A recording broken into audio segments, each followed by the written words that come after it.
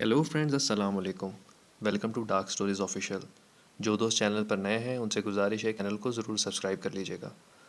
تو دوستو شروع کرتے ہیں ایک سرد رات کے اندھیرے میں جنم لینے والی ایک دہشت ناک کہانی. کالج کے دن بہت خوبصورت تھے. نہ کوئی فکر نہ ہی ذمہ داری. میرا نام عدنان ہے. ہم 3 دوستوں پر مشتمل گروپ کالج میں اپنی دوستی اور شرارتوں کی وجہ سے خاصا مشہور تھا. کامران اور ہاشم میرے بچپن کے دوست تھے اور اسکول کے ساتھ ساتھ ہم کالج میں بھی ایک ساتھ تھے. ایک دن آخری کلاس ختم ہوئی اور میں نے ان دونوں سے کہا کہ یار کل چھٹی ہے, کیوں نہ رات کو کہیں باہر کھانے کا پلان بنائے اور پھر ایک مزے کی لانگ ڈرائیو. دونوں کی آنکھیں جیسے چمک اٹھی اور فوراً حامی بھر لی. ہم تینوں کا تعلق ایک کھاتے پیتے گھرانے سے تھا. ایک دوسرے کے گھر والے بھی سب کو جانتے تھے, لہٰذا ہم رات ہونے کا انتظار کرنے لگے. زیادہ ایکسائٹمنٹ کھانے کی نہیں بلکہ لانگ ڈرائیو کی تھی.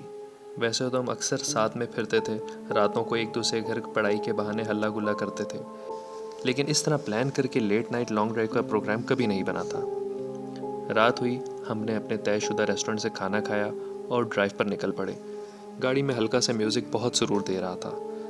ہم تینوں اپنی خوش گپیوں میں مصروف پتہ نہیں کتنی ہی دور نکل آئے. جیسے ہی کامران کو راستہ انجان محسوس ہوا تو اس نے مجھ سے کہا, عدنان میرے خیال سے ہم کافی دور آ چکے ہیں. مجھے تو ان گھنے درختوں کے بیچ میں جاتی روڈ بہت خوفناک دکھائی دے رہی ہے. اس کی یہ بات سن کر ہاشم بولا کہ واقعی یار رات کے 12:30 بج رہے ہیں, واپس جاتے جاتے بھی بہت وقت ہو جائے گا. میں جو بڑی بے پرواہی سے گاڑی چلا رہا تھا, دونوں کی باتیں سن کر بولا کہ یار کبھی کبھی پلان بنتا ہے, اور یہ روڈ ہی ہے نا, کون سا کسی دوسرے ملک کا بارڈر ہے. تم دونوں خواہ ہی پریشان ہو رہے ہو, اور گھر بھی تو بتا کر نکلے ہیں نا رات کو لیٹ ہو جائیں گے. یہ سن کر ہاشم تھوڑا نارمل ہو گیا, لیکن کامران جو کچھ لمحہ پہلے بہت انجوائے کر رہا تھا اب تھوڑا خاموش سا ہو گیا تھا. اچانک کامران چیخا, عدنان سامنے ایک بچہ. لیکن میں نے بریک لگانے میں دیر کر دی. کامران کے بتانے پر ہاشم اور میں نے بچے کو دیکھا تھا, لیکن تب تک وہ بچہ گاڑی کے نیچے آ چکا تھا. گاڑی کافی تیز رفتار میں تھی, لہٰذا تھوڑا آگے جا کے رکی.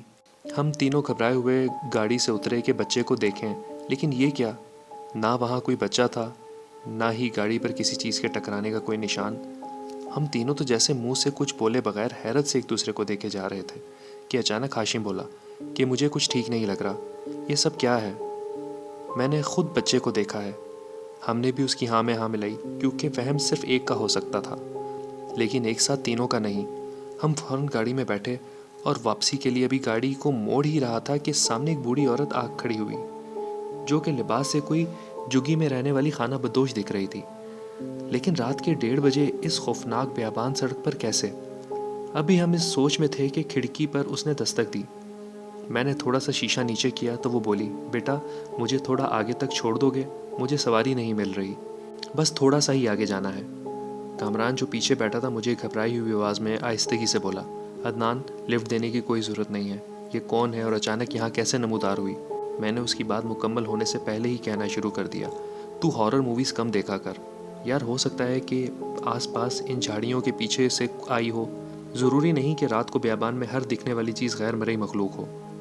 خیر یہ کہہ کر میں نے اسے کہا کہ اماں جی آپ آگے بیٹھ جائیں, تو ہاشم پچھلی سیٹ پر بیٹھ گیا اور وہ بوڑھی عورت میرے ساتھ والی سیٹ پر آ کر بیٹھ گئی.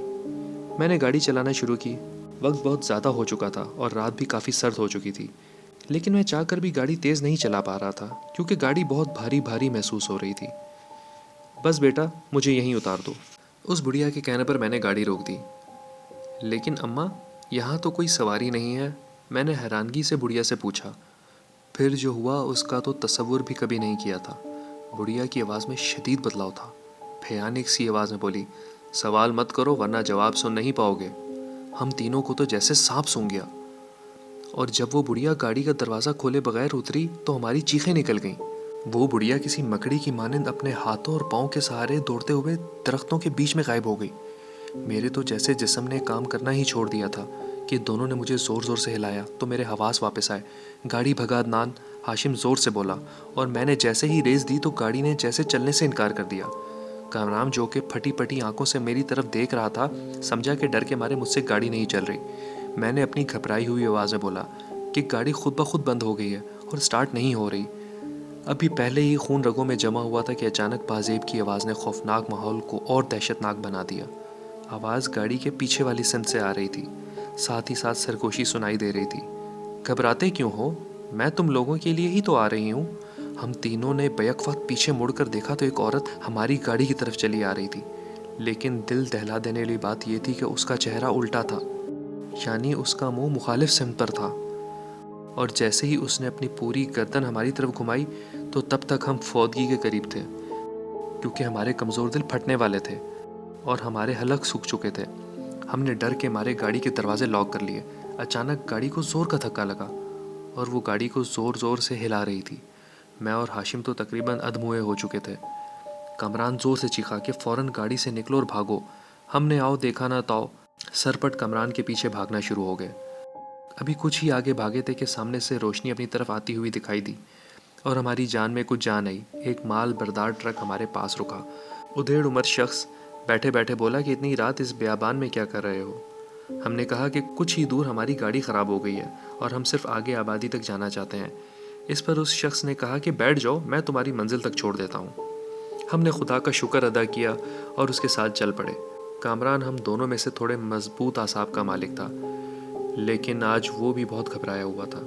अचानक मैंने चौंक कर हाशिम को कहा, ये तो रास्ता ही कोई और है। इस पर हाशिम ने कहा कि ये कौन सी जगह है। वो शख्स कुछ ना बोला। फिर कामरान ने थोड़ा ज़ोर से कहा कि मैं पूछ रहा हूँ ये कौन सी जगह है, जवाब दो। अचानक उसने गाड़ी रोक दी और गाड़ी से उतरकर झाड़ियों की तरफ चला गया। हम तीनों परेशान एक दूसरे की शक्लें देख रहे थे कि आज ये सब क्या हो रहा है। अभी हम सोच ही रहे थे कि हाशिम बोला, यार वो सामने झाड़ियों के पार गया है, देखते हैं शायद वहाँ कोई आबादी हो।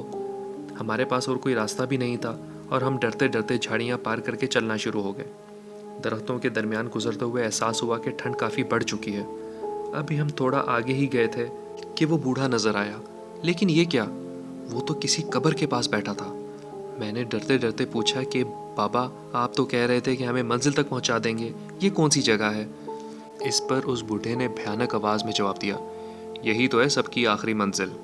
कब्र की तरफ इशारा करते हुए उठ खड़ा हुआ और हमारी तरफ खूनख्वार आंखों से देखने लगा।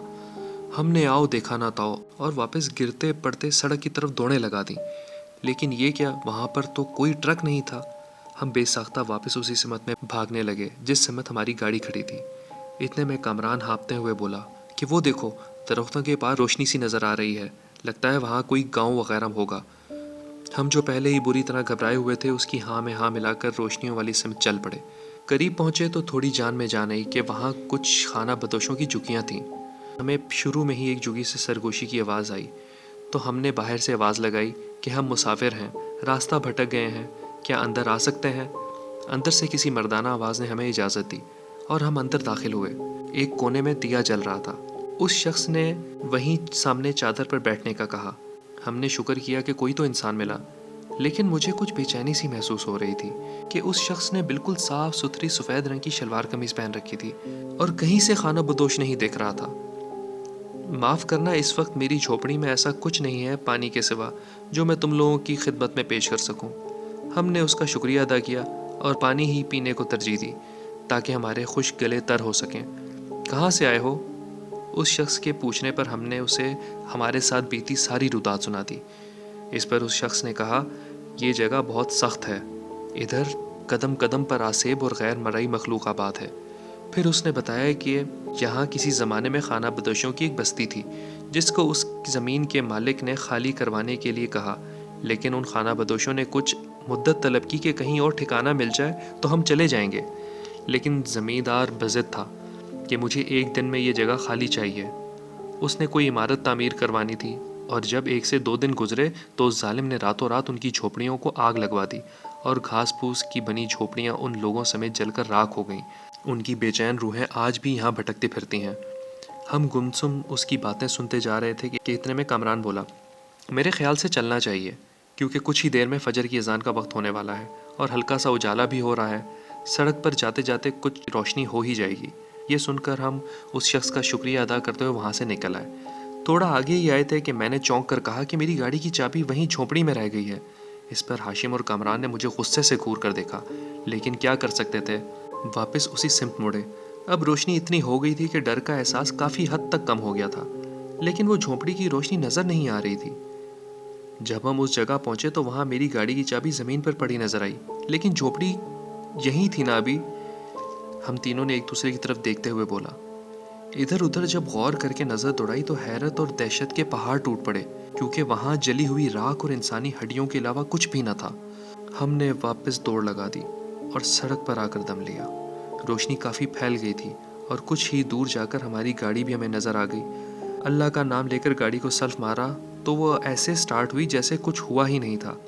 ہم فوراً گاڑی کو بگاتے ہوئے اس پراسرار جگہ سے نکلے اور خدا کا شکر ادا کیا۔ دوستوں، اب بھی کبھی اس رات کا ذکر ہو تو ہم تینوں ہی ماضی کے اس برے واقعے کو سوچ کر کانپ جاتے ہیں۔ یہ تھی دوستوں آج کی ریئلٹی سٹوری۔ امید کرتا ہوں آپ کو پسند آئی ہوگی، اور اگر پسند آئی ہے تو اپنی پسندیدگی کا اظہار لائک اور کمنٹ کر کے ضرور کیجیے گا۔ اپنا بہت سا خیال رکھیے گا۔ ملتے ہیں ایسی نیکسٹ انٹرسٹنگ ویڈیو میں۔ اللہ حافظ۔